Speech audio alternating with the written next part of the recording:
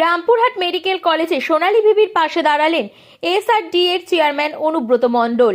দীর্ঘ 5 মাসের অপেক্ষার পর বাংলাদেশ থেকে অবশেষে বীরভূমে ফিরেছেন পাইকরের বাসিন্দা সোনালী বিবি। পরিবারের সঙ্গে দেখা সাক্ষাৎ সেরে তিনি অসুস্থতা অনুভব করলে তৎক্ষণাৎ তাকে ভর্তি করা হয় রামপুরহাট মেডিকেল কলেজ অ্যান্ড হাসপাতালে। সেখানেই শুরু হয় অন্তঃসত্ত্বা সোনালী বিবির শারীরিক পরীক্ষা নিরীক্ষা। আজ হাসপাতালে পৌঁছে সোনালী বিবির সঙ্গে দেখা করেন বীরভূম জেলা তৃণমূল কংগ্রেসের প্রাক্তন জেলা সভাপতি ও এসআরডি এর চেয়ারম্যান অনুব্রত মণ্ডল। সোনালী বিবির শারীরিক অবস্থার বিষয়ে বিস্তারিত খোঁজ খবর নেন তিনি। কথা বলে আশ্বস্ত করেন এবং জানান, তৃণমূল কংগ্রেস তোমার পাশে আছে, যে কোনো প্রয়োজনে আমরা আছি। ওনারাও বললেন দিদি আছে, অভিষেক আছে, কোনো চিন্তার কারণ নেই, সবাইকে নিয়ে আসা হবে।